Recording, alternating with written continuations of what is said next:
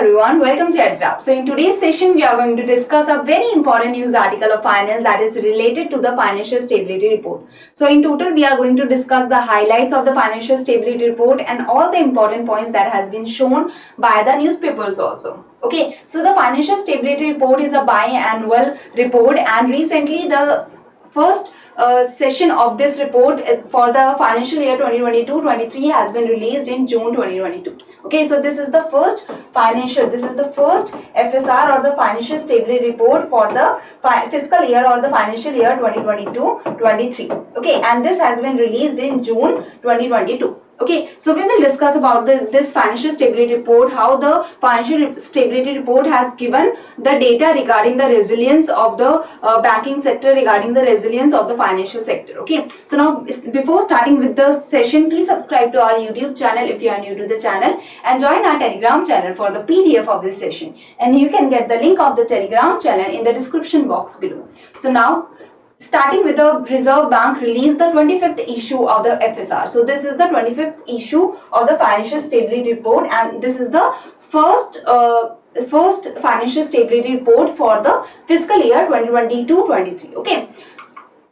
So the Reserve Bank released a 25th issue of the Financial Stability Report. This reflects the collective assessment of the subcommittee of the Financial Stability and Development Council. So there is a subcommittee of the Financial Stability and the Development Council, and the head of this subcommittee is the Governor of the Reserve Bank of India, and there is the collective assessment that has been made, and the inputs has also been taken from the financial regulators, the financial sector regulators, okay, other than the RBI also. So that's why it's a collective assessment of the subcommittee of the FSDC on risk. And now this FSR presents what? It presents the risk to the financial stability and the resilience of the financial system, that how resilient our financial system is. Okay, so the data has been shown regarding the resilience of the financial system. Now the FSDC is the subcommittee, and who is the chairperson of the FSDC? The Governor of the RBI is the chairperson of the FSDC. Now FSDC subcommittee. Now who is the chairperson of the council, of the whole council of the FSDC?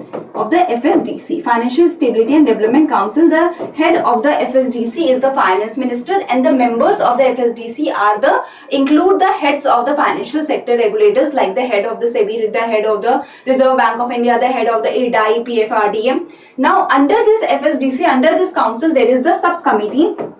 There is the subcommittee of the FSDC, and the governor of this subcommittee, the head of this subcommittee is the governor of the RBI. I hope you understand the difference, that the FSDC is the bigger, is the council, is the total council, and under that council there is the subcommittee. Okay. Now the FSR is published biannually, that I have told you that in a year, in a financial year, there are two releases that are done by the Reserve Bank of India. So FSR is released biannually, and the first FSR is released in June 2022 for the financial year 2022-23. This includes the contributions from all the financial sector regulators that I have told you, that the inputs are taken from the financial sector regulators, the other financial sector regulators also. So that's why it is a collective assessment. Okay. In the Indian economy, now talking about the Indian economy, what is the situation that is going on in the Indian economy? Okay, starting with the financial stability. So there are many headwinds that are coming, there are many troubles that are coming for the India, for the global economy, and that are affecting the India also. So the geopolitical situation is there, that you all know about the Russia-Ukraine war that has been going on since February 2022. So elevated commodity prices are there, especially the crude oil, that is very necessary for a country to run. That is, the prices are rising very fast. The volatile financial conditions are there. The global spillovers endeavor to unsettle the domestic financial markets. So what is happening, that the other countries are changing their monetary policies. So the interest rates are rising in the other countries also. So normalization of the monetary policy is happening in many of the countries, where the repo rate or the other interest rate are being raised to control the inflation, to control the inflationary situation. Okay, so that the interest rate will be raised and less loans will be taken. less loans will be taken so that the demand can be reduced in the economy, because when less loans are taken, less money is in the hands of the people to demand. Okay, because loan is taken for what? Loan is taken for building a house, for making a house, buying a house, or buying a car or something. So loans will be taken, less demand can be reduced, so the interest rate is being raised so that the demand can reduce and the inflation can be controlled. So most of the big countries like the big countries like America and the European countries, they are all normalizing their interest rates. Okay, they are increasing their interest rate to normalize the monetary policy. So that's why there is much like fluctuations that is going on, and when there is fluctuations, the money is taken out of the countries. Okay, like the emerging market like India, if the interest rate is rising in some other country, especially the America and such countries that have strong currencies, so the money will go to that country. Okay, the money will be taken out from the domestic countries, from emerging markets like India, and the money will go where the interest rate is high, because there it is more beneficial to invest. Okay, or to save. There the money is going for the saving, so that the money can have the higher interest rate.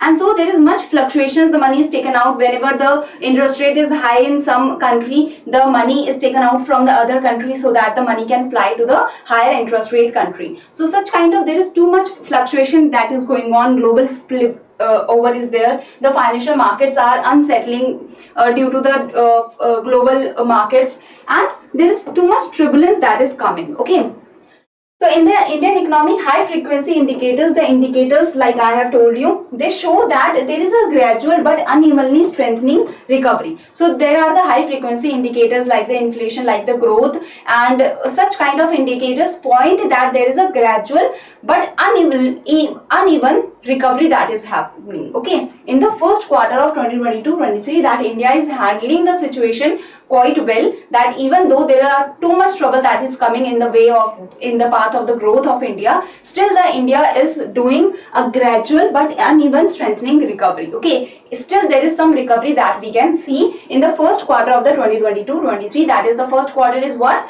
From the April, the first quarter starts. Okay, so for this year, for this financial year, at least we are seeing some recovery that is happening. Okay, so now coming to the highlights of the report, the outlook of the global economy is shrouded by considerable uncertainty. Okay, there is too much uncertainty, as I have told you, that the big markets, that is the developed countries, they are changing their monetary policies very frequently. Okay, to normalize the monetary policy, to increase their interest rate, because of the war in Europe.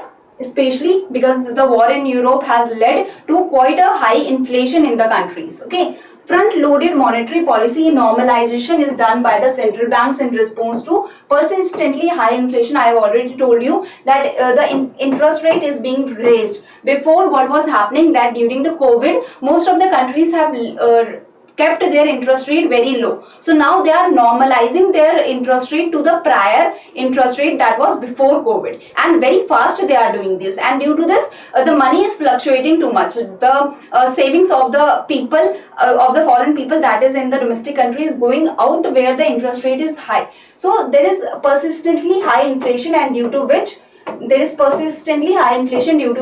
countries are normalizing their monetary policy, they are increasing their interest rate. And multiple waves of the COVID-19 pandemic. Okay, due to the COVID-19 pandemic also, we saw that there was supply chain disruptions. The supply was not happening very well, and after that the war came. So due to the continuous effects, the continuous trouble that is coming in front of the global economy, that is coming in front of the Indian economy, there is the inflation that is going on, there is too much trouble that is going on. Okay, in spite of the challenges from the global spillovers, the Indian economy remains on the path of recovery, that I have already shown you, that in the 2022-23, the first quarter, we have seen uneven strengthening recovery. Okay, though inflationary pressures, external spillovers and the geopolitical risk warrant careful handling and close monitoring. So due to these reasons, we have to, inflationary pressure is there, the external spillovers means the monetary policy of the other countries are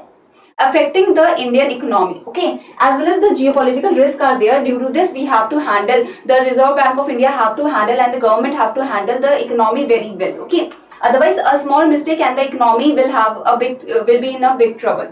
Banks as well as the non-banking financial institutions have sufficient capital buffers to withstand shocks. So now we will come to the point that what RBI has said, what RBI has given the data about. So the first of all, the banks, if the banks fall, the financial system falls in the country, that brings a big trouble, because in the minds of the people everything has fallen down. The banks are falling down means everything is going in the downturn situation. So for the banks, for the financial system to remain resilient, we need sufficient capital buffers. The banks need sufficient capital buffers. If any shock comes, they should have the enough capital to remain resilient. Okay, so that's why there is sufficient capital buffers that is needed by the banks and the non-banking financial institutions to withstand any kind of shock. If they do not have sufficient capital, they can become insolvent very easily. Okay, so they need the capital buffers. So now talking about the capital buffers, first of all coming to the CRAR.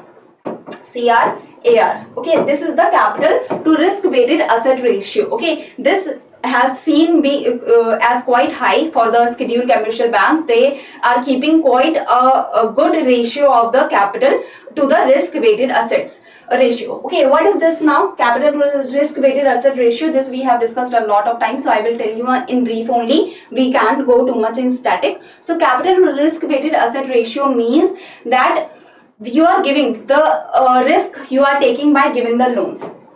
The banks and the non-banking financial institutions are giving the loans, so there is some risk involved in giving the loans, that the person may not give back the loan, the business or the firm may not give back the loan. So there has to be, the asset is the loan, because the income is earned on the loan, and there is some risk attached to this asset. So we have to weigh that how much risk is attached to that asset, and then we have to keep some capital, that if this loan, that we have given the loan of 1000 crores.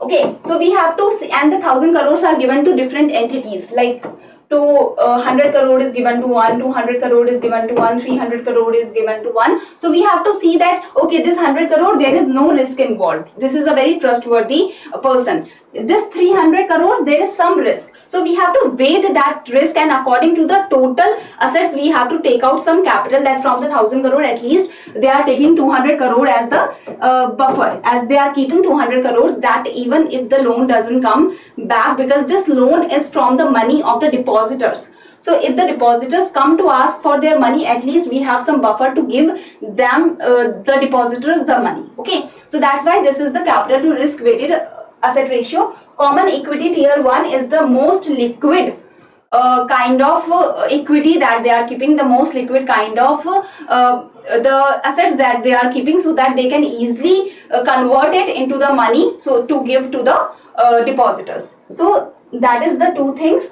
for the. Now talking about this percentages is especially for the scheduled commercial bank. So the CRAR rose to a new high of 16.7%, and the common equity tier 1 rose to 13.6%, while their gross non-performing assets ratio fell to 6-year low of 5.9%. So the NPA, you all know what is NPA. NPA is non-performing asset, that is what is, this loan doesn't come back. This 300 crore is not coming back, not even the interest, not even the payment, the whole principal is not coming back. So that is the NPA. This 300 crore has turned into a non-performing asset, that this asset is not performing, this loan is not coming back. So that has reduced to a 6-year low of 5.9%. So we can see that at least the banks are being resilient, they are standing strong in the country, the financial system is standing strong. As the CRAR is high, they are keeping enough capital with them, so that the depositors come to ask their money, at least the depositors won't be afraid that what is happening to our money. The banks are falling down, we have to take care of ourselves. Such kind of mindset should not come in the minds of the depositors, okay, in the mind of the public, because then they go hairy. Okay, so that's why they are keeping enough capital with them, and the non-performing asset is also low. The CRAR of the urban cooperative banks rose to 15.8% in March 2022, while that for NBFCs stood at 26.9%. So all of the institutions, all of the financial sector know that there is trouble that is coming now, and we have to keep the financial system resilient. So we are keeping the high capital with us, high capital ratio with us. Okay. Macro stress test for credit risk revealed that SCBs would be able to comply with the minimum capital requirements even under the severe stress scenarios. Even if the severe stress comes into the country, even if there are many, even if there are the business goes down or something goes down and they are not able to return the money, still there is enough capital that is kept by the SCBs, that is kept by the scheduled commercial banks, that even under the severe stress scenarios they have the minimum capital requirements to take over, to ride over or to tide over the stress. Okay, so that's why we can say that the SCBs, the scheduled commercial banks, are complying with the minimum capital requirements. They are keeping the financial system quite strong. Okay, so this was the highlights of the report. The percentages you have to remember. You have to remember that what trouble is coming, how the economy is standing resilient due to the CRAR. We can say due to the common tier equity ratio. We have seen the GNPA is very low also. So now these are the questions that you have to answer. Okay. So here is the question that you have to answer. So thank you very much. I hope you will be easily able to answer this question now. And do tell me that who is the head of the FSDC. Okay, I'm talking about the FSDC, that is the Financial Stability and Development Council. Okay, remember. So who is the head of FSDC, that you have to tell. Thank you very much. If you have any query, you can mail us here. You can contact us through this number.